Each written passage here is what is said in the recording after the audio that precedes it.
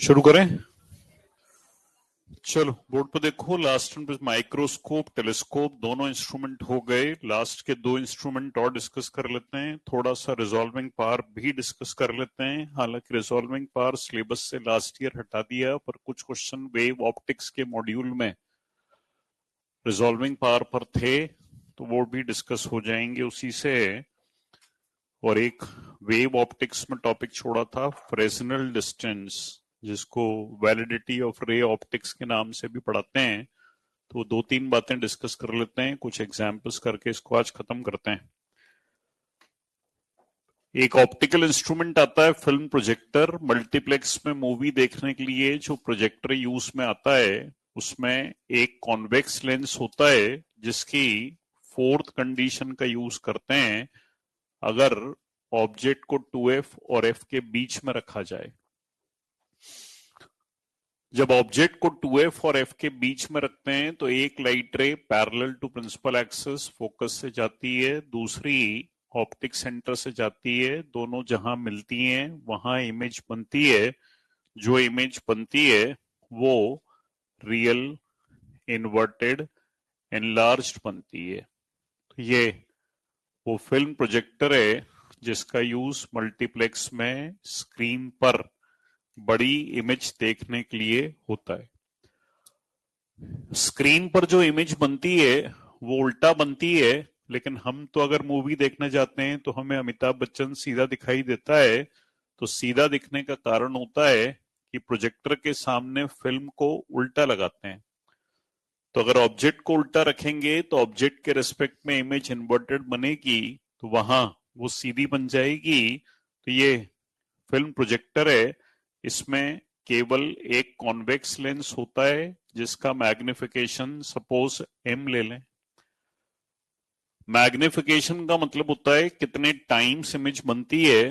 तो प्रोजेक्टर के सामने हमने एक रेक्टेंगुलर फिल्म लगाई जिसकी length suppose a, breadth suppose b है। तो स्क्रीन पर जब इमेज बनेगी तो length m times, breadth m times हो जाएगी।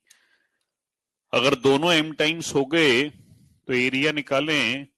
रेक्टेंगल का area length into breadth, rectangle का एरिया लेंथ इनटू ब्रेड्थ। यहां से इसे सॉल्व कर लें तो ये सुपरफिशियल मैग्निफिकेशन का फॉर्मूला आ गया, जो मिरर में सबकी कॉपीज में लिखा है। फॉर्मूला पुराना है, टॉपिक का नाम नया है। सुपरफिशियल मैग्निफिकेशन में फॉर्मूला लिखा था m² बराबर area of image by area of object. ये वही फॉर्मूला है, area of image is equal to m² times area of object. तो ये फिल्म प्रोजेक्टर है। फिल्म प्रोजेक्टर के बाद लास्ट ऑप्टिकल इंस्ट्रूमेंट आता है जिसको कहते हैं लेंस कैमरा।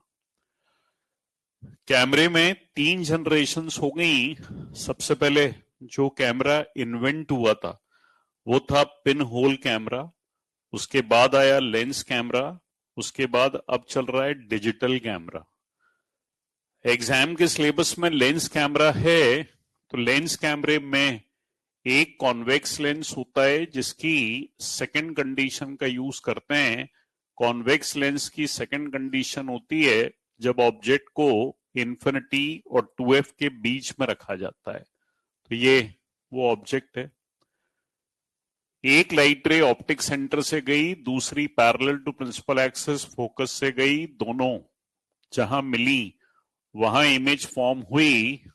जो इमेज बनती है वो रियल, इन्वर्टेड, डिमिनिश्ड बनती है। तो ये वो लेंस कैमरा है जिसमें छोटी इमेज ऑब्टेन होती है, रियल, इन्वर्टेड, डिमिनिश्ड। बाजार में कैमरा खरीदने जाते हैं तो सबसे इंपॉर्टेंट क्वांटिटी जो कैमरे के बारे में शॉपकीपर से पूछना चाहिए वो है एफ नंबर। हालांकि पूछते अपन ये हैं कि कैमरा कितने का है, पूछना चाहिए इस कैमरे की एफ नंबर क्या है। एफ नंबर का मतलब होता है फोकल लेंथ और डायमीटर ऑफ एपर्चर का रेशो। इसको कहते हैं F number. Diameter of aperture का मतलब होता है लेंस का साइज। ये लेंस का जो साइज है इसको डायमीटर ऑफ एपर्चर कहते हैं। हालांकि जब अपन उस शॉपकीपर से पूछेंगे कि इस कैमरे की एफ नंबर क्या है तो उसको भी नहीं पता होती कि एफ नंबर क्या है। कैमरे के साथ जो बुकलेट आती है उसमें से देख के वो ऐसा कोई नंबर आपको बताएगा। मान लो उसने कहा कि इस बुकलेट पे f/5.6 लिखा है, तो ये डायमीटर ऑफ एपर्चर होता है जो वो हमको बताता है। अगर उसने हमको डायमीटर ऑफ एपर्चर बताया तो हम क्रॉस मल्टीप्लाई करके f/d लिखेंगे। f/d को एफ नंबर कहते हैं, तो यहां से ये एफ नंबर पता चल जाएगी। जब एफ नंबर पता चल गई तो फिर मन में दूसरा क्वेश्चन आता है कि कौन सा कैमरा अच्छा होता है, कम एफ नंबर वाला या ज्यादा एफ नंबर वाला। कैमरे दोनों ही अच्छे होते हैं, ये डिपेंड करता है कि फोटोग्राफ कौन सी लेनी है, पास की या दूर की। अगर कैमरे से पास की फोटोग्राफ लेनी है तो एफ नंबर ज्यादा रखनी पड़ती है, कैमरे से दूर की फोटोग्राफ लेनी होती है तो एफ नंबर कम होती है। एफ नंबर कैमरे में फिक्स्ड होती है। सबसे सस्ता सुंदर टिकाऊ कैमरा बाजार में खरीदने जाएंगे तो मात्र 800-1000 रुपए का आ जाएगा। कोडैक का कैमरा आता है जिसमें एफ नंबर फिक्स्ड होती है। उस कैमरे से जब फोटो खींचते हैं तो फोटो बहुत धुंधली आती है, डल सी फोटोग्राफ आती है। कई बार उस फोटोग्राफ को देख के लगता है यार ये मैं ही हूं क्या, मतलब वो फोटोग्राफ बड़ी डल सी खींचता है। ये कैमरा मेरे पास था जब कॉलेज लाइफ में थे, क्योंकि पैसे नहीं हुआ करते थे तो सस्ता कैमरा ही खरीदना पड़ता था। हालांकि पैसे आज भी नहीं है। अरे यार पहले भी कितनी बार बताया 50 रुपए मिलते हैं, उसमें क्या क्या कर पाएंगे। चलो 50,000 50 लाख ऐसी बातें कर रहे हैं यार, सुबह सुबह मजाक कर रहे हैं, बेइज्जती कर रहे हैं। दुकान पर फोटो खिंचवाने जाते हैं तो कैमरा जो फोटोग्राफर के पास होता है उस फोटोग्राफर वाले कैमरे में एफ नंबर वेरिएबल होती है। कभी ध्यान देना कि वो फोटो खींचने से पहले आगे एक सर्कल को घुमाता है, उस सर्कल को घुमा के एफ नंबर एक स्टेज पे फिक्स करता है। वो ये देखता है कि आप जितने डिस्टेंस पर हो उस डिस्टेंस पर कौन सी एफ नंबर से फोटोग्राफ अच्छा आएगा, उसके हिसाब से पहले वो एफ नंबर सेट करता है। उस कैमरे को कभी ध्यान से देखना तो उसमें आगे जो सर्कल होता है उस पर बहुत सारे नंबर्स लिखे होते हैं। तो पहले वो एफ नंबर सेट करता है कि आप जहां पर खड़े हो वहां पर के डिस्टेंस से कौन सी एफ नंबर से अच्छा फोटोग्राफ आएगा, फिर वो फोटोग्राफ लेता है। हम लोग जब फोटोग्राफ खींचते हैं तो हमारा फोटो खींचने का तो तरीका सिंपल होता है कि पीछे रेक्टेंगुलर बॉक्स में आदमी दिख रहा है, फोटो खींच दो, बाकी रिस्पॉन्सिबिलिटी कैमरे की है। फोटोग्राफर जो फोटो खींचता है उसमें कई बार वो इतनी शानदार फोटोग्राफ खींचता है कि शक्ल बदसूरत होती है पर फोटो बड़ी अच्छी आती है। ऐसा कई बार होता है, मेरे साथ आज से 22 साल पहले हुआ था। मैंने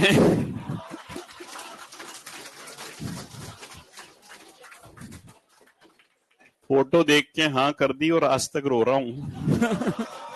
तो इसलिए ये आपके लिए भी हिंट है कि फोटो ना देखें, लाइफ को, आपकी लाइफ है, लाइव देखने की कोशिश करें। तो सिलेक्शन हो या ना हो पर ये जीवन के फंडामेंटल्स हैं, क्योंकि लाइफ तो पूरी आपकी पड़ी हुई है ना, इसलिए उसको थोड़ा सावधानी से देखना। हालांकि बर्बाद दोनों ही केस में होना है। तो ये भी एक लाइफ का एक फंडामेंटल, बहुत सारी चीजें एक्सपीरियंस से आती हैं। चलो खैर कोई नहीं, अभी आप सीखोगे धीरे धीरे। कितना खुश हो रहा है वो देखो। उसको लग रहा है सर आज का मेरा आना पूरा हो गया।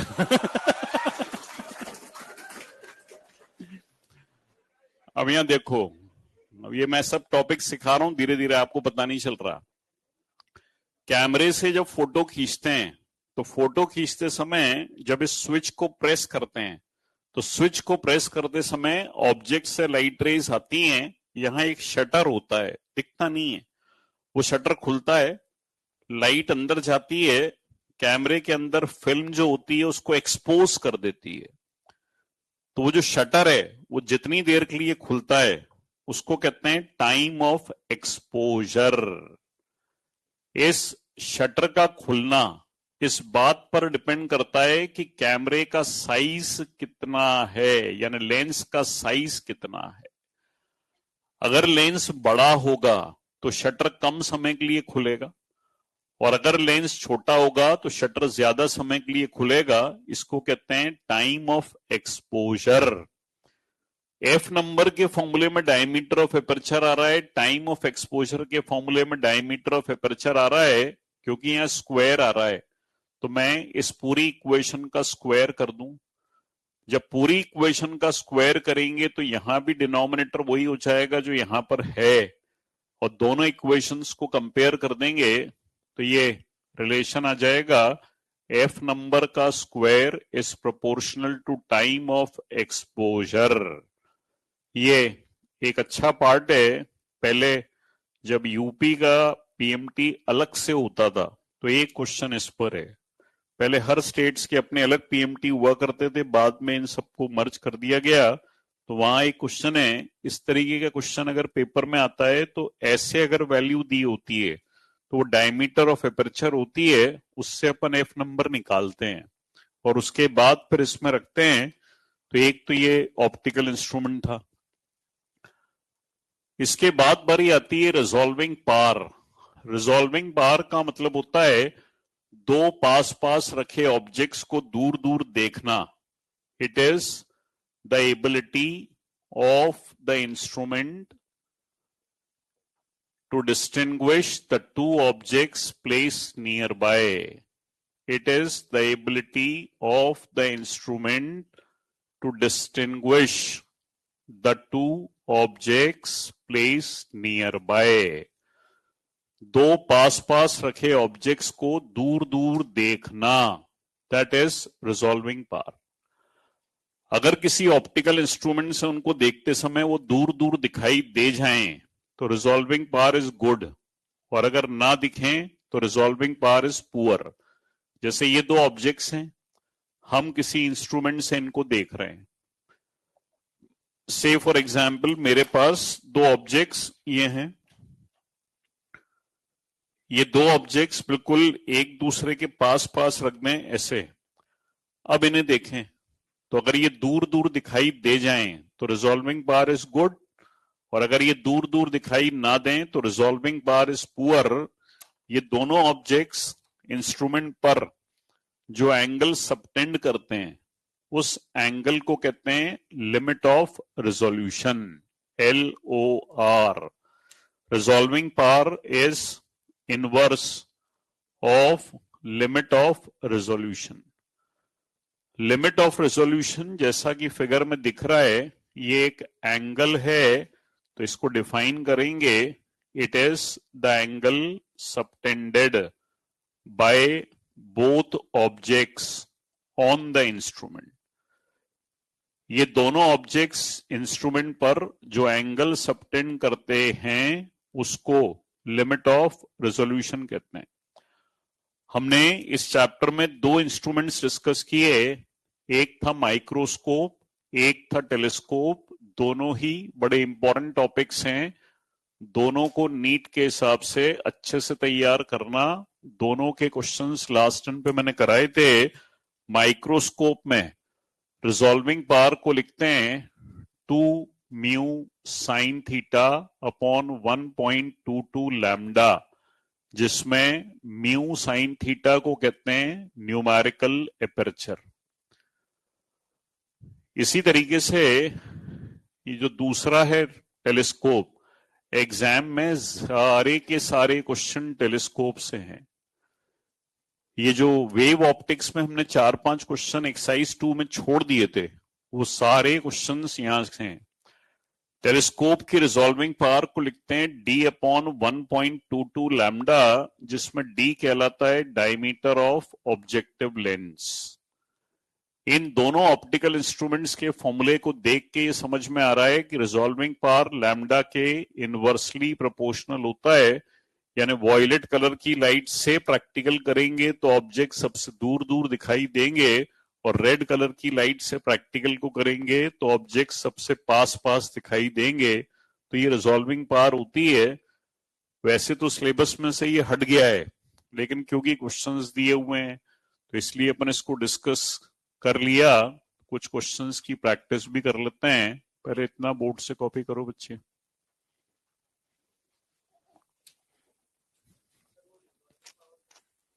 रिजॉल्विंग पावर मतलब दो पास पास रखे ऑब्जेक्ट्स को दूर दूर देखना। जैसे अपन ने लास्ट टर्म पे एक लाइन लिखी थी कि ह्यूमन आई की रिजॉल्विंग पावर 1 मिनट होती है। तो इसका मतलब आंखों से आप दो पास पास रखे ऑब्जेक्ट्स को देख रहे हो, तो अगर वो आपको दूर दूर दिखाई दें तो आपकी आंखें बड़ी अच्छी हैं। और अगर आपको ये दिखाई ना दें तो आपकी आंखों की रिजॉल्विंग पावर अच्छी नहीं है। आंखों से ये दो तभी दूर दूर दिखाई देते हैं जब आंखों पर इनसे बनने वाला एंगल 1 मिनट होगा। अगर एंगल 1 मिनट से कम हो गया तो फिर ये दूर दूर दिखाई नहीं देते।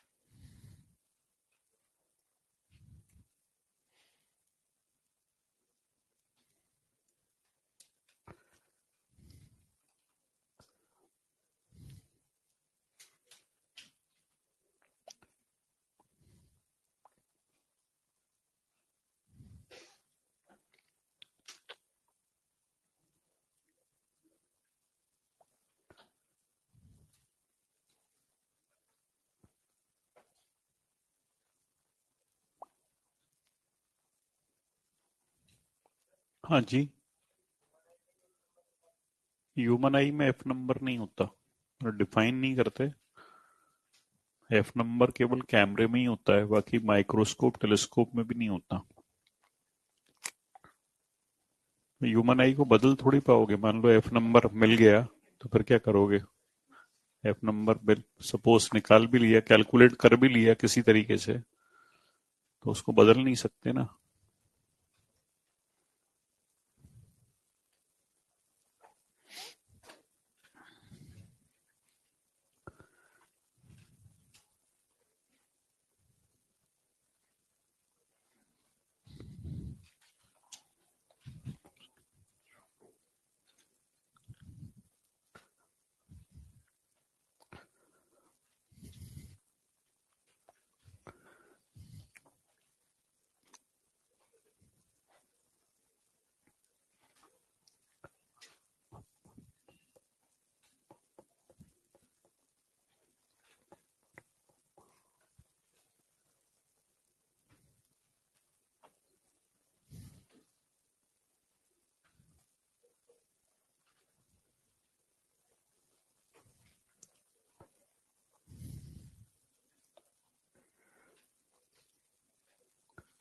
हो गया, लिख लिया।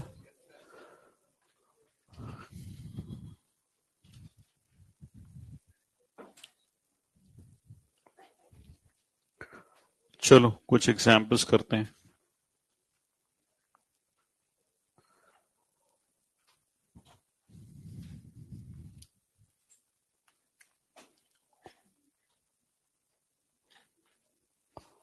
A rectangular film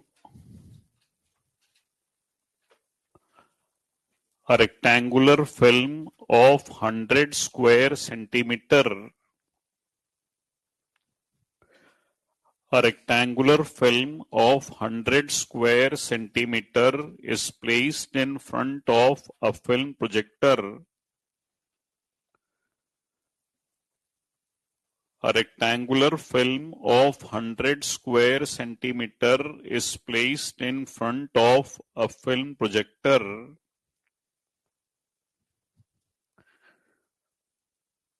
Using a convex lens of magnification 4. Using a convex lens of magnification 4, then find the area of image formed on the screen. Then find the area of image formed on the screen.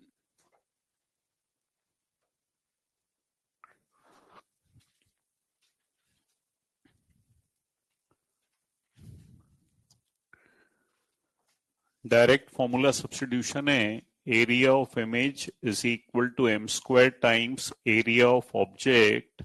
M is being given, object का area is being given 1600 square centimetre.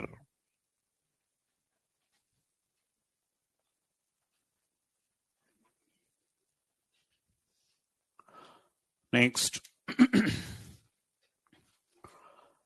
a lens camera is adjusted for f by 2.8. A lens camera is adjusted for f by 2.8, which gives a time of exposure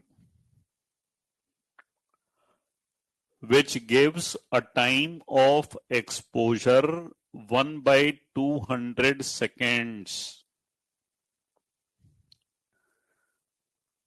which gives a time of exposure 1 by 200 seconds. If the camera is set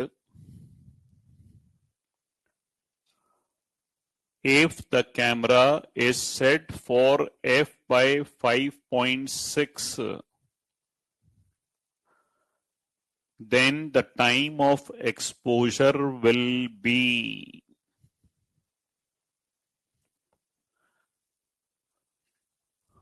then the time of exposure will be.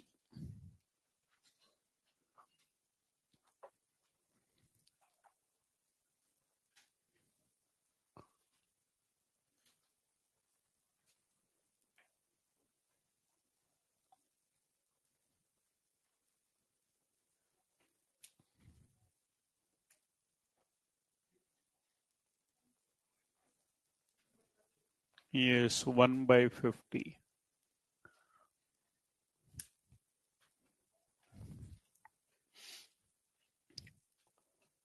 F number का square is proportional to time of exposure. ये जो denominator में number होता है केवल वो F number होता है, पूरा तो डायमीटर ऑफ एपर्चर होता है। तो पहले केस में एफ नंबर 2.8, दूसरे केस में एफ नंबर 5.6। पहले केस में time of exposure 1/200, second case में टाइम ऑफ एक्सपोजर निकालना है। This is 1/50 seconds.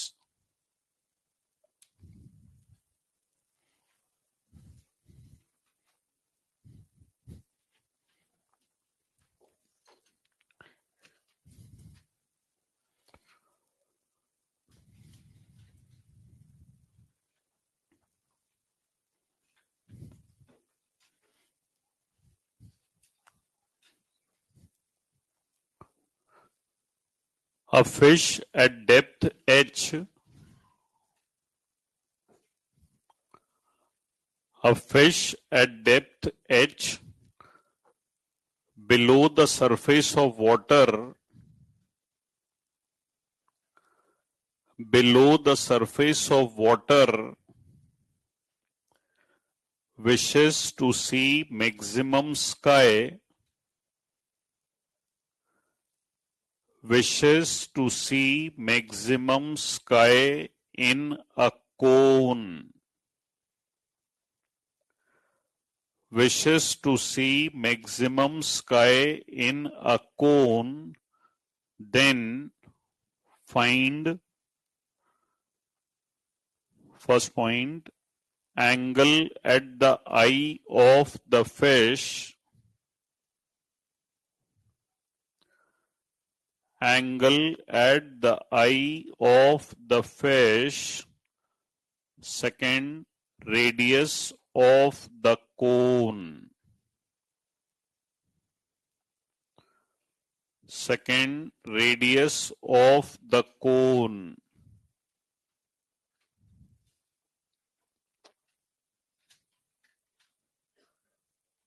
Solve.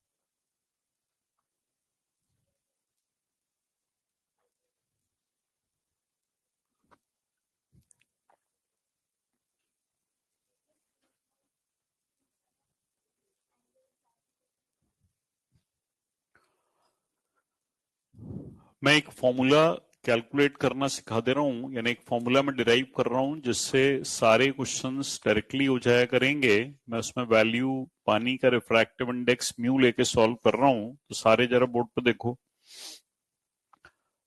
पानी के सरफेस से एच डेप्थ पर फिश है, फिश की आंखों से लाइट रे गई, सरफेस पर टकराई, जहां टकराई वहां नॉर्मल, डेंसर से रेयरर गोइंग अवे।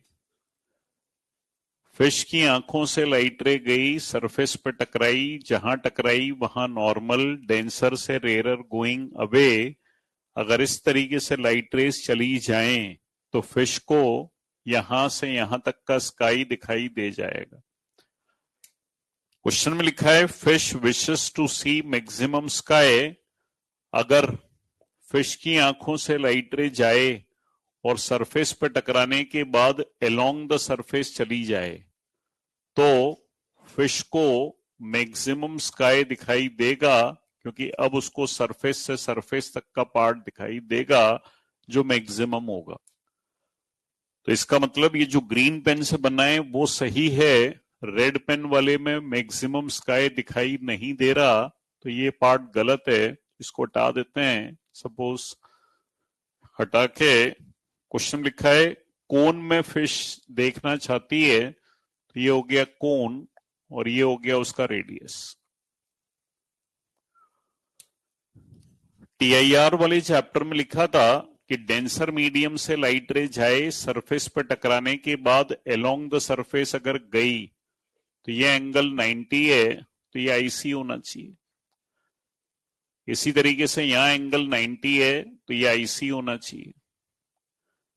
अगर ये आईसी है तो ये भी आईसी, ऑल्टरनेट एंगल्स। अगर ये आईसी है तो ये भी आईसी, ऑल्टरनेट एंगल्स। पहले क्वेश्चन में था angle at the I of the fish, the answer will be 2IC। Second part के लिए कॉपीज में एक फॉर्मूला लिखा हुआ है sine IC is equal to 1/μ। Figure में आधा ट्राइंगल देखें, ये R ये H, तो पाइथागोरस से ये R² प्लस H² हो गया। साइन IC साइन थीटा होता है परपेंडिकुलर अपॉन हाइपोटेन्यूज, ये हो गया परपेंडिकुलर अपॉन हाइपोटेन्यूज। मल्टीप्लाई करके दोनों तरफ स्क्वायर कर दें तो रूट हट जाएगा। यहां से रेडियस का फॉर्मूला आ गया H/μ² -1। ये फॉर्मूला डायरेक्टली याद कर सकते हैं। डायरेक्टली इसलिए याद कर सकते हैं कि क्वेश्चन पेपर में 3 तरीके से क्वेश्चन आता है। या तो क्वेश्चन में लिखा होता है रेडियस, या क्वेश्चन में लिखा होता है डायमीटर, या क्वेश्चन में लिखा होता है एरिया।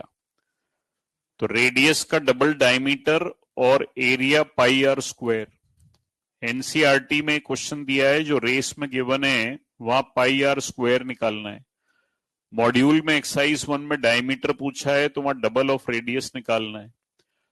क्वेश्चन में जरूरी नहीं है कि कोन ही आए, कोन हो सकता है, डिस्क हो सकता है, सर्कल हो सकता है, पर तीनों पे फॉर्मूला सेम चलता है। तो ये एक स्टैंडर्ड रिजल्ट अपन ने निकाल लिया कि जब कभी क्वेश्चन में रेडियस या डायमीटर या एरिया निकालने के लिए बोलेंगे तो अपन इस रेडियस के फॉर्मूले को डायरेक्टली यूज कर लेंगे और उससे फिर डायमीटर और एरिया कैलकुलेट कर लेंगे।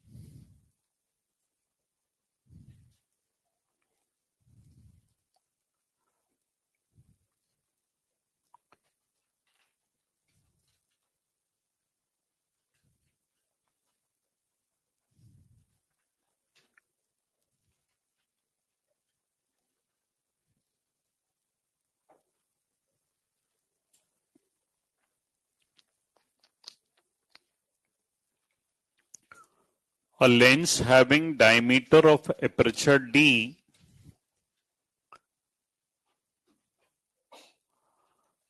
a lens having diameter of aperture D a lens having diameter of aperture D has a focal length F has a focal length f which forms an image of intensity I, which forms an image of intensity I. If the central part of the lens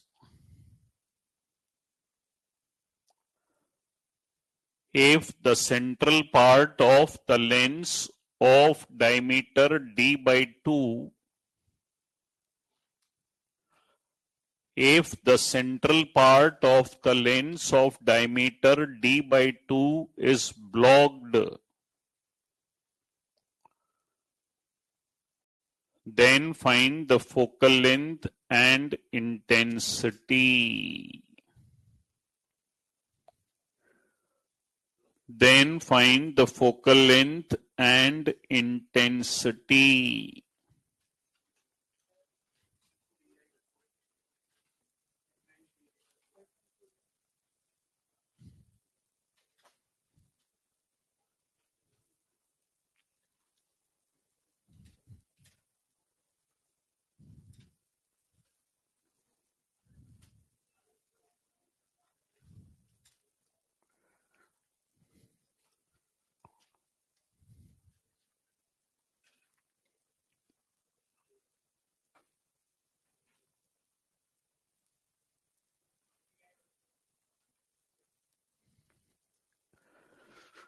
focal length lens के size पर depend नहीं करती, तो focal length तो same रहेगी, it remains same. आज बताया diameter of aperture means lens का साइज, इसको कहते हैं डायमीटर ऑफ एपर्चर। पहले केस में डायमीटर ऑफ एपर्चर डी है, सेकंड केस में लेंस के बीच वाले हाफ को ब्लॉक कर दिया जिसका डायमीटर है d by 2।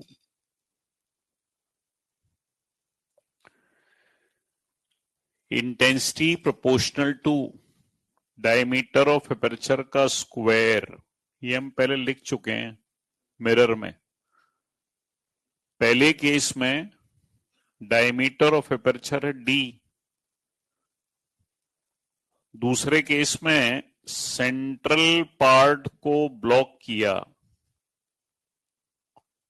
सेंट्रल पार्ट को ब्लॉक करेंगे तो रिमेनिंग पार्ट का जो डायमीटर हम निकालेंगे, तो उस रिमेनिंग पार्ट का डायमीटर निकालने के लिए टोटल में से सेंटर को सबट्रैक्ट कर दें। This is total minus centre,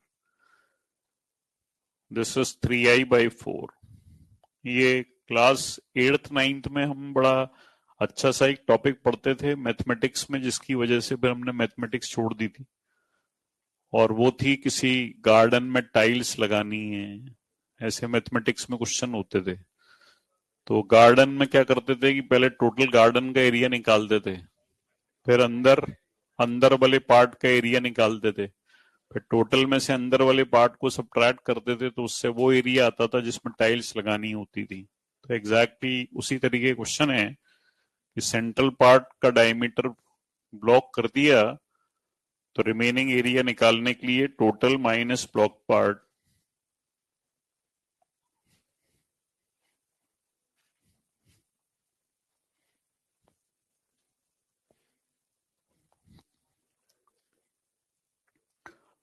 A light ray is incident on a prism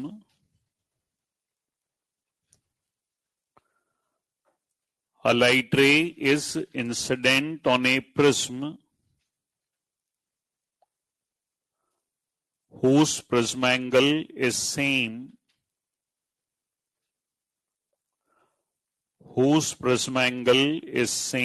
as the angle of minimum deviation. Whose prism angle is same as the angle of minimum deviation, then find the range. Then find the range of refractive index of the prism. Then find the range of refractive index of the prism.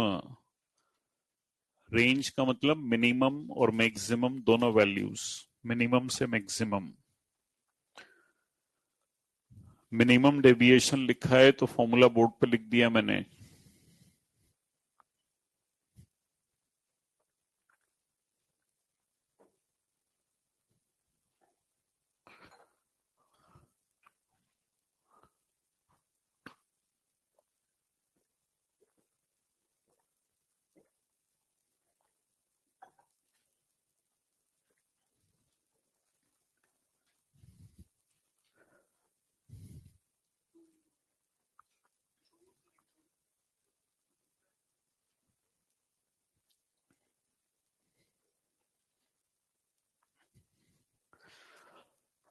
Question में लिखा है prism angle और angle of minimum deviation same, तो delta M को A से replace कर दें।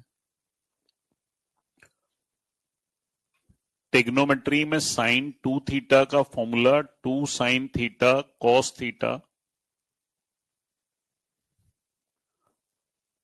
Sign A by 2 से साइन ए बाई 2 कट गया, ये म्यू की वैल्यू आ गई।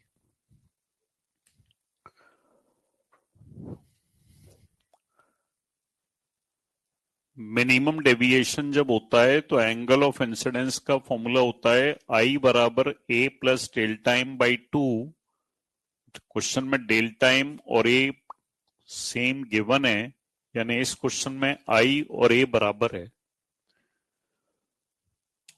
अगर आई और ए बराबर है तो किसी प्रिज्म के ऊपर जब लाइट रे इंसिडेंट होती है तो एंगल ऑफ इंसिडेंस की रेंज देखें। मिनिमम एंगल ऑफ इंसिडेंस तो हो सकता है 0 डिग्री जब लाइट रे नॉर्मली इंसिडेंट हो, और मैक्सिमम एंगल ऑफ इंसिडेंस हो सकता है 90 degree.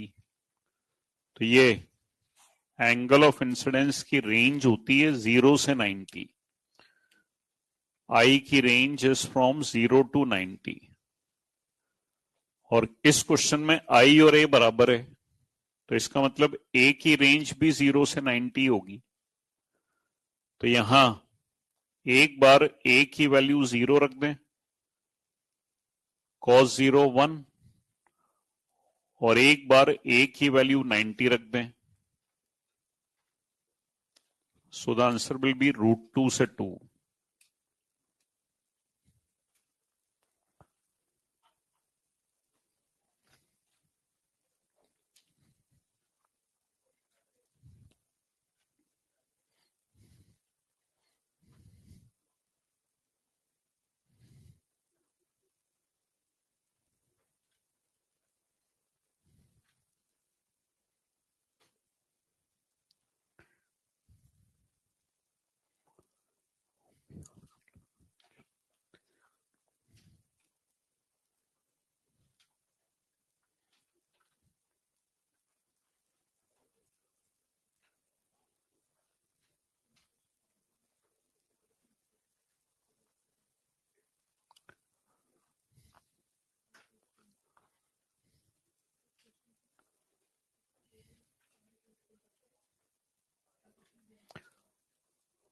An object is placed at a distance of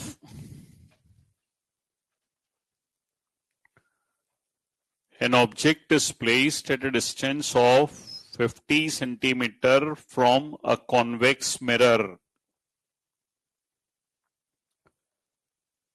An object is placed at a distance of 50 centimeter from a convex mirror.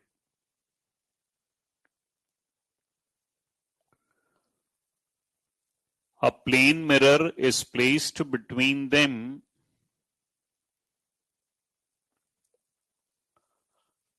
A plane mirror is placed between them, covering the lower half. A plane mirror is placed between them, covering the lower half at a distance of 30 centimeter from the object.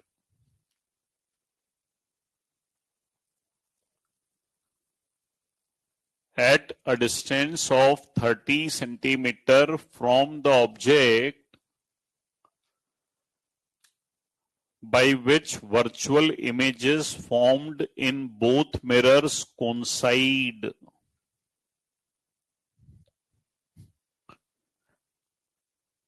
By which virtual image formed by both mirrors coincide.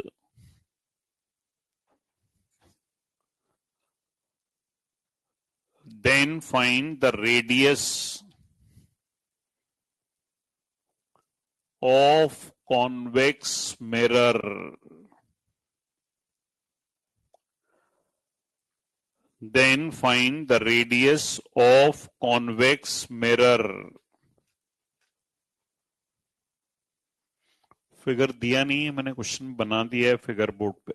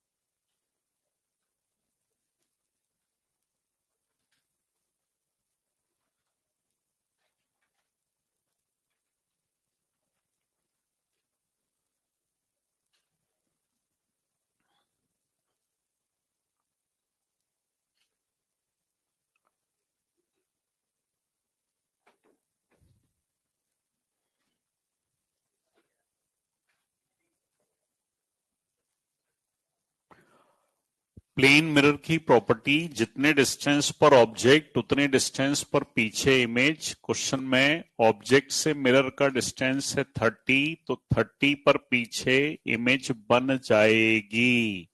ये बन गई image.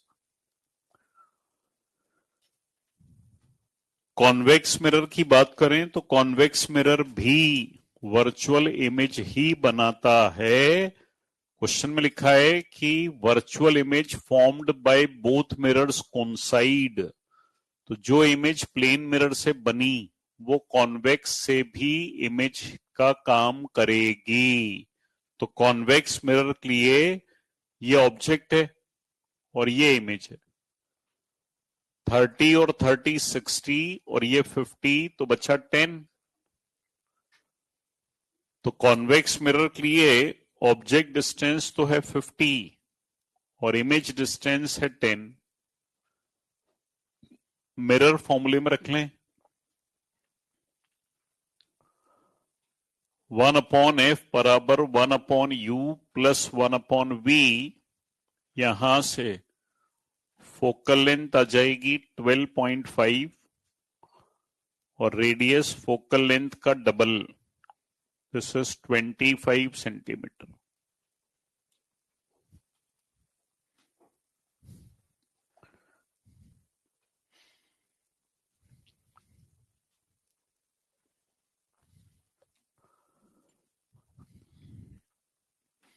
चलो अब जरा module निकाल लो. Module discuss करने के लिए बोला था शायद. कौन कौन सी एक्सरसाइज बोला था? तीनों बोला था या एक आधी बोला था? तीनों तीनों तो फिर एक आपने एक की, इसलिए कह रहे हो. एक्सरसाइज 1 निकालो.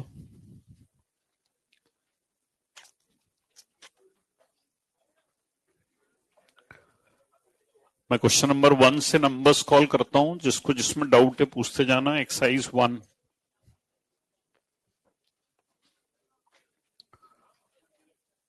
1 2 3 4 5 6 7 8 9 10 11 12 13 14 15 16 17 18 19, 20, 21, 22, 23, 24, 25, 26, 27, 28, 29, 30, 31, 32, 33, 34, 35, 36, 37, 38, 39, 40, 41, 42, 43, 44, 45, 46, 47, हाँ जी, मिनिमम बोला होगा उसमें। हाँ, तो मिनिमम का मतलब होता है कि जहां से वो वैल्यू स्टार्ट, एक्चुअली क्या करते हैं, जैसे √2 आया तो √2 को 1.414 लिखते हैं। अब अगर मान लो मैं थर्ड प्लेस पे चेंज कर दूं, 1.414 की जगह 1.4145 कुछ डेटा बदल दूं, तो भी राउंड ऑफ करके तो वही वैल्यू रहेगी, तो इसलिए उसको मिनिमम वाली वैल्यू पर टिक कर देते हैं। ठीक है ना। 45, 46, 47, 48, 49, 50, 51, 52, 53, 54, 55, 56, 57, 58, 59, 60, 61, 62, 63, 64, 65, 66, 67, 68, 69, 70, 71, 72, 72 में लिखा है, 72 क्लास में किया था। पैरेलल टू प्रिंसिपल एक्सिस काटते हैं तो फोकल लेंथ सेम रहती है, परपेंडिकुलर काटते हैं तो फोकल लेंथ डबल हो जाती है। 72 में एक बार लिखा है X O X dash parallel हो गया, और Y O Y dash perpendicular हो गया। 73, 74, 75, 76, 77, 78, 78 में लिखा है, 78 क्लास में हुआ था, 0.625 आया था। कौन सा क्वेश्चन पूछ रहे हो? अच्छा, 78 कह रहे हो। जो पहले होता है वो F1 ले लो, जो बाद में होता है वो F2 ले लो। ω1/ω2 इज -F1/F2। फोकल लेंथ दी है 10 और 15, ऐसे ही कुछ है ना शायद। पहली वैल्यू कितनी है? 10, और दूसरी है -15, 2/3। ठीक है। 79, 80, 81, 82, 83, 84, 85, 86, 87, 88, 89, 89 में लिखा है magnifying power of simple microscope is 6, focal length is given, least distance of distinct vision पे फॉर्मूला था 1+d/f, तो 1+d/f में रख दो। मैग्नीफाइंग पावर की जगह 6, डी की जगह 25, एफ निकालना है 82 और लास्ट 83। एक्सरसाइज 2 करें कि नहीं करें? फिर कल करना है तो 2 और 3 कल के लिए रखते हैं। हाँ जी, एक्सरसाइज 1, एक्सरसाइज 1 का 27 क्या है? 27 वहीं रखो, वहीं रखो। A plain glass slab is placed over various colored letters. The letters which appear to be raised least. रेस का फॉर्मूला h actual 1 - 1/μ, तो रेस मिनिमम आने के लिए म्यू मिनिमम होना चाहिए। हाँ, आपने एप्रंट वाले से तो उसकी एप्रंट पोजीशन आएगी, रेस निकालने के लिए एक्चुअल -h एप्रंट करते हैं। 2 और 3 फिर कल करेंगे। चलो फिर आगे पढ़ना शुरू करें।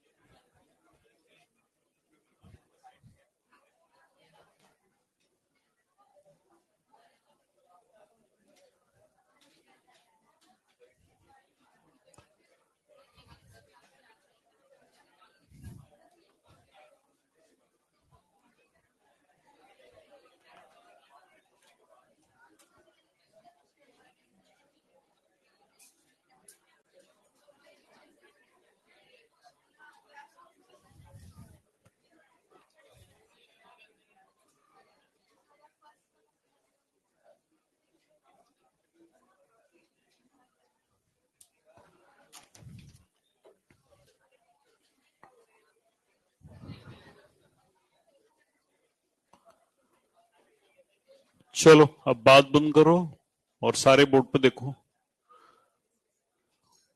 ऑप्टिक्स में करीब करीब सारा पार्ट हो गया। कुछ 2 4 5 7 क्वेश्चन मुझे अपने पास से कराने हैं, वो मैं रोज कराता रहूंगा। तो आप चाहो तो नेक्स्ट हेडिंग लिखने से पहले 2 या 3 पेज छोड़ लो, ज्यादा नहीं, बस 2 3 पेज छोड़ लो, ताकि कुछ एक्स्ट्रा क्वेश्चंस जो होंगे वो आप साथ साथ कर सको। और या फिर जगह नहीं भी छोड़ोगे और अगले पेज से लिख लोगे तो भी फर्क नहीं पड़ता, क्योंकि कोई कॉपी चेक करने मैडम तो आएंगी नहीं। चलो, जो भी नोट्स के फॉर्म में लिख रहे हो पढ़ना सारे ही। चलो जरा कॉपीज बंद कर दो। थोड़ा सा थियोरेटिकल पार्ट आज एक्सप्लेन करता हूं, कल सारे न्यूमेरिकल्स से शुरू करूंगा। इस वेव वाले पार्ट में 3 चैप्टर पहले हुआ करते थे, ट्रांसवर्स वेव, लॉन्गिट्यूडनल वेव और Doppler effect. Doppler effect last term या लास्ट ईयर हटा दिया गया, मॉड्यूल से भी हट गया। पिछले साल तक मॉड्यूल में भी डॉपलर इफेक्ट के करीब 50 से 60 क्वेश्चन दिए थे। इस साल वो सारे हट गए। जो आपके पास मॉड्यूल है उसमें केवल 2 पार्ट हैं, पहला ट्रांसवर्स वेव है, दूसरा लॉन्गिट्यूडनल वेव है। इसमें थोड़ा सा इमेजिनेशन आता है, और जहां जहां इमेजिनेशन आता है वहां वहां बच्चों को दिक्कत थोड़ी सी ज्यादा आती है। तो थोड़ा ध्यान से सुनना। मतलब मैं बार बार हर चैप्टर में ही बोलता हूँ, सुनना सुनना, और वो इसलिए सुनना कि एग्जाम में क्वेश्चन अगर किसी भी फॉर्मेट का बन के आए तो एटलीस्ट आपको सॉल्व करना ही करना है। उस समय अपन ये कह के नहीं बच सकते कि सर ऐसा क्वेश्चन हमने किया नहीं था। हालांकि हम सारे प्रोफाइल्स कवर करते हैं, बट स्टिल अगर आप चीजों को समझोगे तो थोड़ा सा आसान हो जाएगा। ये वेव में कम ही पढ़ाता हूँ, क्योंकि वेव में क्या होता है कि जब पढ़ाते हैं तो आज से करीब 8 10 साल पहले जब मैंने वेव पहली बार पढ़ाने के लिए किसी अचीवर बैच में गया, तो मैंने उनसे पूछा, जैसे आप यहाँ पढ़ चुके हो वैसे ही वो भी पढ़ चुके थे। तो मैंने उनसे पूछा कि यार तुमने पिछले साल वेव पढ़ा होगा, तो वेव की डेफिनेशन बता दो अगर थोड़ा बहुत किसी को आता हो तो कोई कुछ बोल ही नहीं रहा। तो मैंने कहा यार मैं तो डेफिनेशन पूछ रहा हूँ, नहीं आती तो मना कर दो। तो एक बच्चे ने हाथ खड़ा किया, बोला सर मैं बताऊं। तो मैंने बताओ। तो वो कहता है सर, लास्ट ईयर वेव एक ऐसी तरंग थी जो सर के ऊपर से निकल गई थी। तो फिर मैंने उनसे फिर पूरे 10 11 टर्न तक कुछ नहीं पूछा। तो मैंने ठीक है, मैं इस बार बताता हूँ जो सर में घुसती हुई जाएगी। तो इसलिए अच्छे से बार बार ये मैं बोलता हूँ कि सुना करो, ताकि आप भी हर तरीके के क्वेश्चंस कर पाओ। तो अब जरा सुनना और समझना। मैं बहुत सारे एग्जाम्पल से आज का थियोरेटिकल पार्ट एक्सप्लेन कर रहा हूं, मैं सब लिखा दूंगा जहां जहां नोट्स आएंगे। सबसे पहले वेव की डेफिनेशन से शुरू करें, तो डेफिनेशन के लिए एग्जाम्पल्स लेते हैं जहां से वेव मैं स्टार्ट करता हूं। कोटा जब मैं आया था, तो जब आते समय मैं यहाँ पर अकेला आया था, दैट मीन सिंगल था। तो करता क्या था कि मैं दिन भर ऑफिस में पढ़ाई करता, शाम को 6 बजे हमारी छुट्टी हुआ करती थी। तो 6 बजे घर जाके थोड़ी देर आधा पौन घंटे आराम करके फिर वापस से पढ़ना शुरू कर दिया करता था। लगभग 1.5 से 2 घंटे पढ़ने के बाद रात को 8 सवा 8 बजे अक्सर चंबल नदी के पास गोदावरी धाम है, तो मैंने अपना कैरियर वहीं से स्टार्ट किया था। उस एरिया में एक इंस्टीट्यूट था, कैरियर पॉइंट। कोटा में 3 ही इंस्टीट्यूट हुआ करते थे, एलन, बंसल और कैरियर पॉइंट। एलन केवल मेडिकल का इंस्टीट्यूट था, बंसल आईआईटी का था, और कैरियर पॉइंट दोनों का था।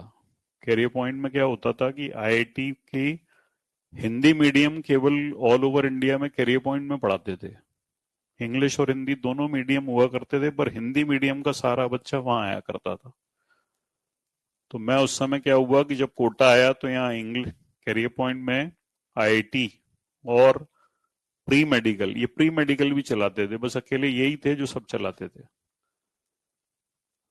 तो ये तीनों स्ट्रीम्स में पढ़ाना शुरू करने के लिए खूब मेहनत इन्होंने मुझसे कराई, भयंकर घसीटा इन्होंने मुझे। सुबह से लेकर शाम तक ये सॉल्व कर, ये सॉल्व कर, ये सॉल्व कर।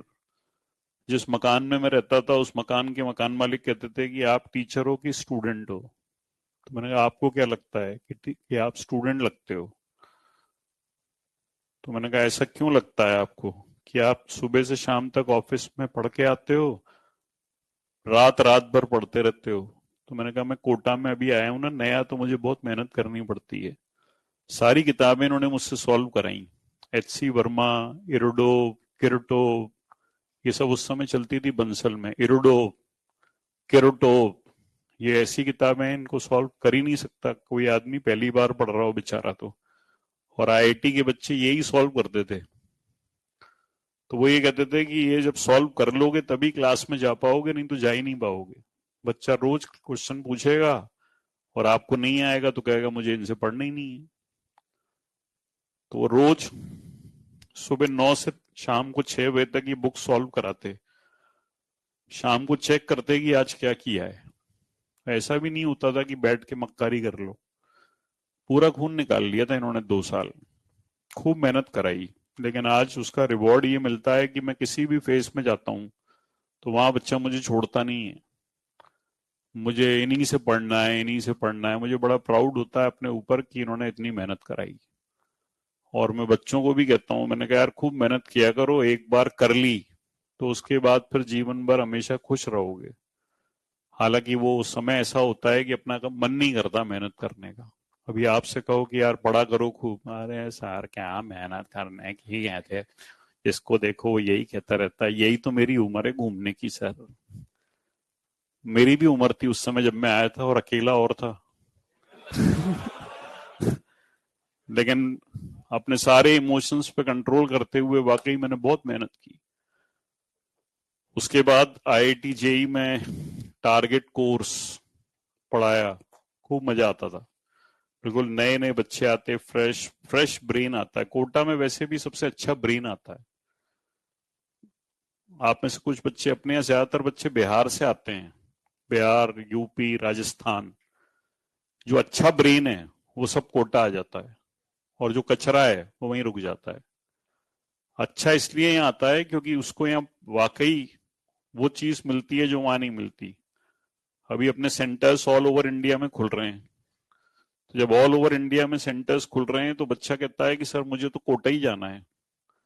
वो ये कहता है आप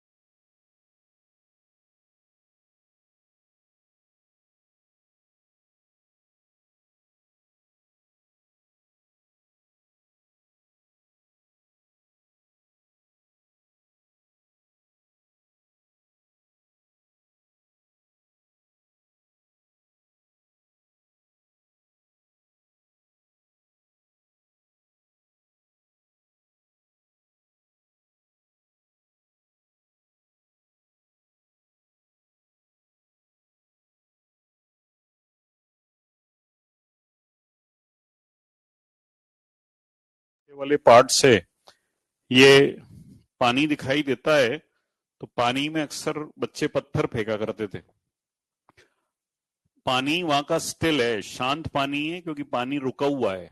उस रुके हुए पानी के पास में बच्चे भी अक्सर खेल करते रहते हैं। वहां पर कई बार बच्चे कागज की नाव बना के उसको चला रहे होते हैं। जो सब मैंने देखा है उसी से एग्जाम्पल्स लाता हूं मैं। सपोज ये चंबल नदी का स्टिल वाटर है, जिसमें वो बच्चे कागज की नाव बना के यहाँ रख देते हैं। उसके बाद एक आध बच्चा पानी के सरफेस पर पत्थर फेंकता है। जब पत्थर फेंकता है तो पत्थर फेंकने से एक डिस्टरबेंस होता है। वो डिस्टरबेंस के कारण थोड़ी देर बाद नाव या बोट अपनी जगह से हल्का सा हिलना शुरू करके आगे चलना शुरू करती है। ये वेव का पहला एग्जाम्पल है। Wave is a disturbance which transfers energy from one point to another. दूसरा एग्जाम्पल जब हम पढ़ते थे तब होता था, अब होना बंद हो गया। फर्स्ट डे फर्स्ट शो किसी मूवी को देखना। हम जब पढ़ते थे तो first day first show movie को देखने के लिए आपको सिनेमा हॉल के आगे लाइन लगती थी। लाइन में लगो, टिकट लो, जिसको टिकट मिलेगी वो मूवी देखेगा। आजकल मूवी देखना आसान हो गया। पता है कि परसों पुष्पा 2 आएगी मान लो, तो पहले से ही एडवांस बुकिंग शुरू हो जाती है। आप एडवांस बुकिंग करा लो, जितने बजे का शो है 10 मिनट पहले वहां पहुंचो, पॉपकॉर्न खरीदो, अंदर बैठो। पहले ऐसा नहीं होता था, पहले तो लाइन लगती थी। मैंने अपनी कॉलेज लाइफ में बहुत मूवीज देखी हैं। तो दिन में अक्सर सुबह 10 बजे जब कॉलेज पहुंचते थे तो गेट पे ही डिसाइड हो जाया करता था कि आज सर खराब पढ़ाएंगे। सारे फ्रेंड्स ये कह दिया करते थे कि आज खराब पढ़ाएंगे सर, तो आज पिक्चर देखने चलना है। तो उस समय ये भी नहीं पूछते थे कौन सी पिक्चर देखना है, बस दोस्तों ने कहा चलना है तो सबने कहा हाँ चलना है। वहां जाके पैसे इकट्ठे करते थे, किसके पास कितने पैसे हैं। जिसके पास पैसे नहीं होते थे दूसरा पैसे देता था। सब कलेक्टिवली पिक्चर देखते थे। और फर्स्ट डे फर्स्ट शो का गजब क्रेज हुआ करता था। मुझे याद है मेरी स्कूल लाइफ, जब मैं क्लास 12th में था तो आई थी बाजीगर। बाजीगर का गजब क्रेज था। पब्लिक ऐसी टूटती थी मल्टीप्लेक्स के बाहर। मल्टीप्लेक्स तो होते ही नहीं थे उस समय, सिनेमा हॉल होते थे। तो वहां लाइन लगा करती थी लंबी लंबी। और जो पीछे लगा करता था वो अक्सर अपने आगे वाले को धक्का देता था। पुलिस डंडे मारती थी और सब लाइन में लगे रहते थे। आगे वाले को धक्का देता था। इस तरीके से धक्का आगे चलता था। आगे मेरा दोस्त खड़ा रहता था, वो जोर से चिल्लाता था कौन है बे। तब तक तो डंडे पड़ रहे हैं पुलिस के और सब हो रहा है। यही एग्जाम्पल एच.सी. वर्मा में लिखा है मैंने। Wave is a disturbance which transfers energy from one point to another. पीछे वाले को धक्का देते हैं, वहां से धक्का शुरू होता है और वो धक्का आगे तक प्रोपोगेट करते हुए जाता है। पर जब ये धक्का प्रोपोगेट करता है तो पीछे वाला धक्का देने आगे नहीं आता। यानी in this process the particle does not leave its position. जिसने धक्का स्टार्ट किया वो धक्का देके वहीं खड़ा हुआ तमाशा देख रहा है। आगे वाला आगे वाले को पुश कर रहा है। एच.सी. वर्मा में फ्रंट पेज पर पहला फिगर यही बना हुआ है। ये मुझे बड़ा पसंद था, ये मैंने ही लिखा था वहां किताब में। वो बात अलग है कि किताब मैंने दूसरे नाम से लिखी थी, एच.सी. वर्मा के नाम से। तो ये वेव का दूसरा एग्जाम्पल है। तीसरा इस कमरे में हो रहा है, वो मुझे बहुत पसंद है। इस कमरे में सब जगह एयर है, दिखती नहीं है। मेरे बोलने से मेरे माउथ के पास जो एयर पार्टिकल है वो अपनी पोजीशन पर वाइब्रेट करता है, नेबर को एनर्जी देता है। नेबर अपनी पोजीशन पर वाइब्रेट करता है, नेबर को एनर्जी देता है। इस तरीके से पार्टिकल वाइब्रेट करते हुए एनर्जी आगे ट्रांसफर करता चला जाता है। जब ये एनर्जी आपको मिलती है तो आपको मेरी मधुर आवाज सुनाई देती है। ये भी वेव का एग्जाम्पल है, जिससे ये समझ में आता है कि पार्टिकल अपनी पोजीशन नहीं छोड़ेगा, एनर्जी एक पॉइंट से दूसरे पॉइंट पे ट्रांसफर होगी।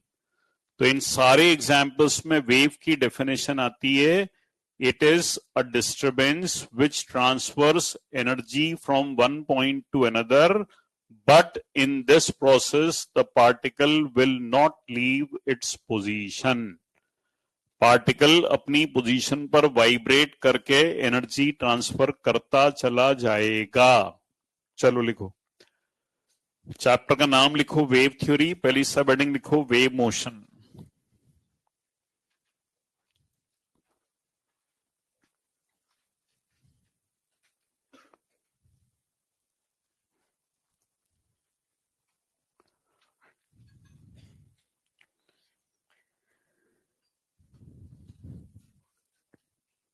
इट इज, कल आपको आराम से सो के आना है। फिजिक्स वाले सर शायद छुट्टी पर हैं कल, Atul Shukla sir. It is a disturbance,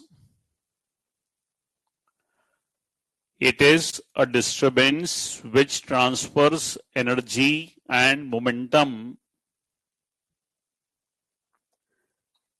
It is a disturbance which transfers energy and momentum from one point to another.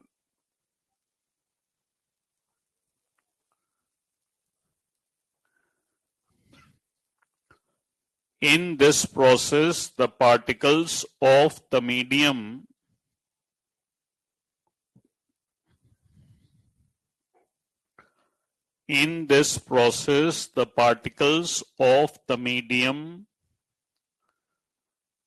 transfers energy to the neighboring particle. In this process, the particles of the medium transfers energy to the neighboring particle while performing SHM. While performing SHM, but they do not leave their positions. But they do not leave their positions.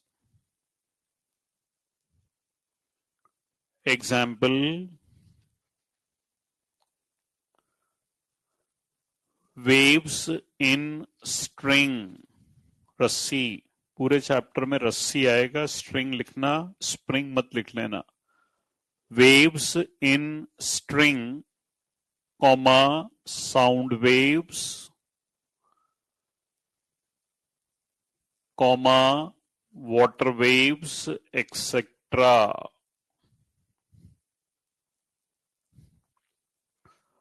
बस बाकी कल शुरू करेंगे। अच्छा ये बताओ race का क्या करना है? रेस